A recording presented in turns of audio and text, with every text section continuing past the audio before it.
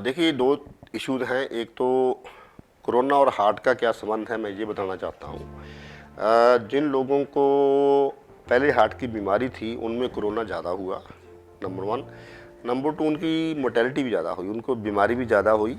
Particularly देखो, heart की बहुत तरह की बीमारियाँ होती हैं। जिन लोगों को सीवियर बीमारी थी, जैसे हार्ट फेलियर है, जिनकी बाईपास सर्जरी हो चुकी है, जिनके मल्टीपल स्टेंट हो चुके हैं और वो काफ़ी दवाइयों पे चल रहे थे, तो ऐसे लोगों को कोरोना का रिस्क भी ज़्यादा था और इसकी मोर्टेलिटी भी ज़्यादा हुई। दूसरा ये हुआ कि जब कोरोना हुआ तो बहुत से हार्ट के मरीज़ डर के मारे में अपना फॉलोअप नहीं करा पाए, आते नहीं थे, उसकी वजह से भी मोर्टेलिटी हुई।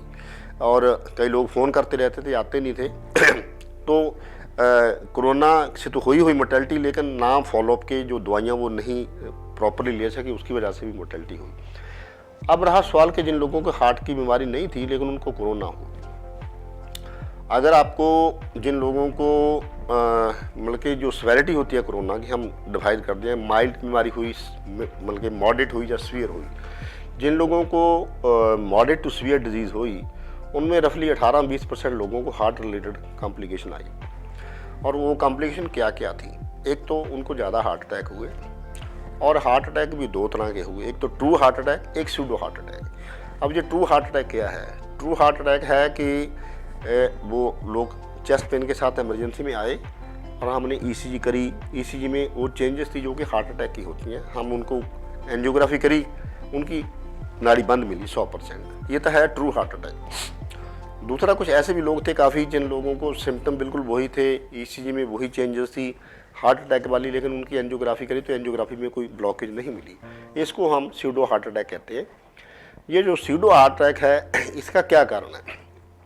इसका कारण ये था कि जो वायरस ने हार्ट के मसल की इन्फ्लेमेशन करी, उस पे मसल मायोकार्डाइटिस कहते हैं हम टेक्निकली, उसका अफेक्ट हुआ। एक तो हार्ट अटैक ज़्यादा हुआ। दूसरा, जितने भी लोग थे पर्टिकुलरली जिनको डायबिटीज़ थी या थोड़ा वजन ज़्यादा था, और कोरोना में कुछ एक्टिविटी भी लोगों की कम हुई, घर में रहते थे, तो उनको हमारी जो टांगे वाली वेन्स हैं या पेल्विक वेन्स हैं, उनमें क्लॉट बन जाते थे। इसको बोलते हैं डीप वेन थ्रोम्बोसिस। क्योंकि कोरोना में क्या था कि हार्ट की जो क्लॉट बनने की क्षमता बढ़ जाती है।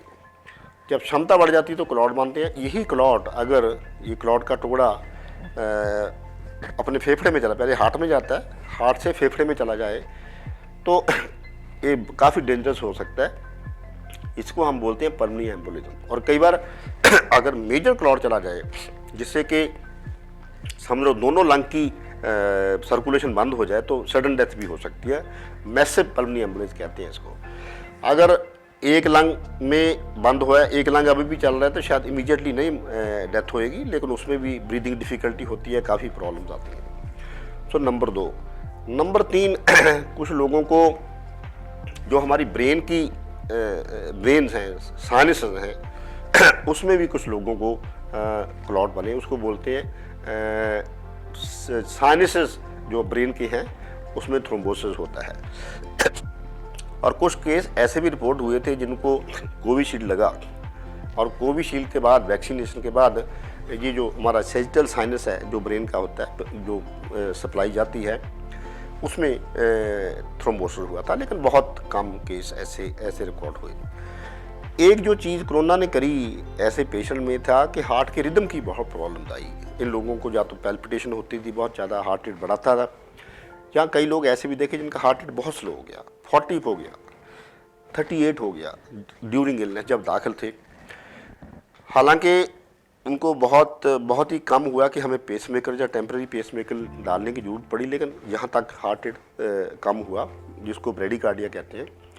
फिर लोगों को टैकीकार्डिया मतलब हार्ट रेट बढ़ना, वो ज़्यादा प्रॉब्लम हुई, और कुछ लोगों को हार्ट रेट इरेगुलर हुआ, इरेगुलर भी हुआ और फास्ट भी था, उसको हम बोलते हैं एट्रियल फिब्रिलेशन। और कुछ लोग जो कि जिनको सीवियर डिजीज थी, उनकी सडन डेथ हुई। सडन डेथ क्यों हुई? उनको एक अरिथमिया होता है जिसको हम बोलते हैं वेंट्रिकुलर फिब्रिलेशन। फिब्रिलेशन का मतलब ये है कि हार्ट अटैक ऐसे करता है, ऐसे करता ही नहीं। अगर ऐसे करता है तो ब्लड प्रेशर 0 हो जाता है। अगर उस ऐसे पेशेंट को हम इमीडिएटली बिजली का शॉक ना दें तो बच नहीं पाता। तो कुछ लोगों को वेंट्रिकुलर फिब्रिलेशन से भी डेथ हुई। कुछ लोगों को हार्ट के रिदम की प्रॉब्लम हुई, क्योंकि बहुत इनिशियली फेज में क्या क्लोरोक्विन की बड़ी इस्तेमाल हुआ था, क्लोरोक्विन और एरिथ्रोमाइसिन। ये दोनों की दोनों बीमारियां क्या करती हैं, ईसीजी में हमारी एक क्यूटी इंटरवल होती है, अगर ये क्यूटी इंटरवल को बढ़ा दें तो ऐसे लोगों को भी वेंट्रिकुलर फिब्रिलेशन या कार्डियक अरेस्ट हो सकता है। कुछ पेशेंट रिपोर्ट किए गए हैं। सो तरह तरह की बीमारियां जो है, तरह तरह की प्रॉब्लम्स आई हैं इन लोगों को।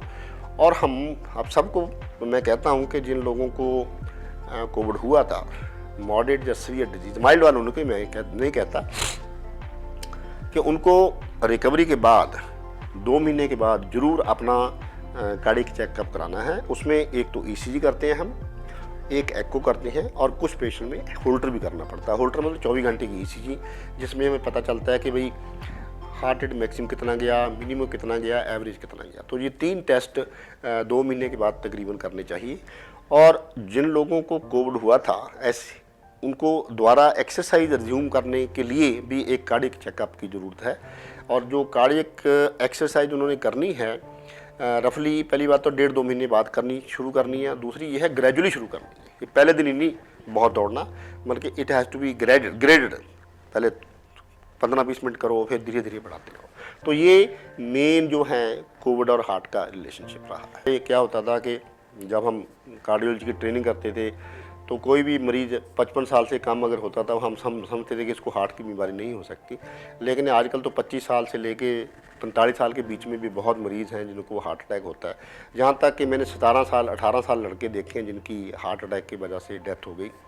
तो ये वाकई चिंता का विषय है। इसका कारण क्या है, ये बहुत इंपॉर्टेंट चीज़ है। कारण मैं समझता हूँ कि जो हमारा पिछले 30 ईयर्स में इंडिया में जो लाइफस्टाइल चेंज हुआ है, एक तो ये हुआ है कि हमारे कंट्री में पहले 80% लोग गांव में रहते थे, 80-85%, और अर्बन पॉपुलेशन बहुत कम थी। तो हुआ क्या कि हमारे कंट्री में पिछले 30 साल में बहुत रैपिड अर्बनाइजेशन हुई, रैपिड भी हुई और क्योटिक भी हुई। एक चीज़ तो ये सिस्टमेटिक, एक होती है क्योटिक, मतलब लोग आ गए शहरों में, उनके पास रहने की जगह नहीं, उनके पास प्रॉपर नौकरी नहीं है, उनके पास खाने पीने का कोई टाइम नहीं है, कोई सलाह नहीं, बहुत ही क्योस मिचा है इस कंट्री में। That is one. दूसरा ये है कि स्मोकिंग का इंसिडेंस बढ़ा पिछले 30-35 साल में। बहुत पहले कम होती थी, जैसे पंजाब से हूँ मैं, पंजाब में तो बहुत ही कम होती थी। आपको मैं बहुत बार देखता हूँ कि सिख पॉपुलेशन भी और इवन लेडीज़ भी, कॉलेज की लड़कियाँ भी स्मोक करती हैं। तो स्मोकिंग का इंसिडेंस बहुत बड़ा।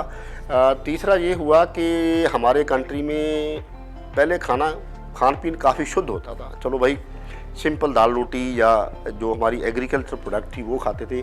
फिर क्या हुआ कि ये जंक फूड आया, पिज़्ज़ा आया और बर्गर आए, केंटकी फ्राइड चिकन आया। ये बिलीव मी, जो खाना है ये गलत है, ये बहुत नुकसान करता है।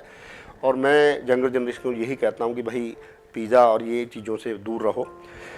तीसरा क्या हुआ कि स्ट्रेस लेवल बहुत बढ़ गया। जो यंगर जनरेशन है, by the way, younger generation में क्या चीज़ हुई है आजकल कि वो चाहते हैं कि ओवरनाइट अमीर बन जाएं, कि भाई कोई प्रोफेशन है, जैसे डॉक्टर है फॉर एग्जांपल, 30 साल की उम्र है, वो कहता है मैं 5 साल में मर्सिडीज लेनी है।